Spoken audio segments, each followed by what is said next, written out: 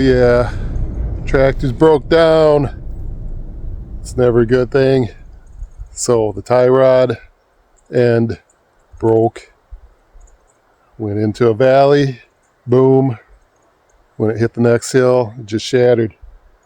Been out here for 3 hours trying to get the other end of the tie rod out of the steering piece.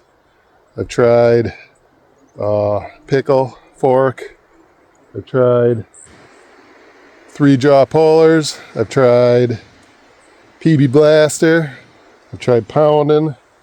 Here, I finally broke it loose. I'll show you what it took. So I was trying to pull this whole arm off here because the problem is right here. You can see the ball from the broken tie rod end. Need to pound it out from that way, but you can't hit from there because the tractor's there. So here's what finally seems to have cracked it loose. I put a giant, actually just a medium-sized pipe wrench on with a nice metal handle here, extension, and there we go. Look at that. We're finally moving it. I don't know how they had those things on there. I mean, the problem is the steering wheel spins and that moves. I mean, everything moves.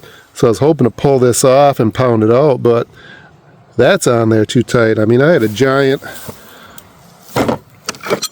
3-jaw puller on it. So, pipe wrench.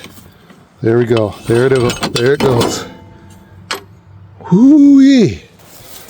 That was on there tight. I was getting worried. Now, the sad thing is it's $86 for a replacement.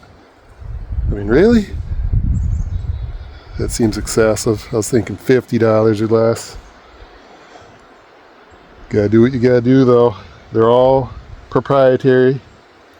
Ford has different ones. Case has different ones. Massey has different ones. ATVs have different ones. Cars have different ones. It's gotta be that right size.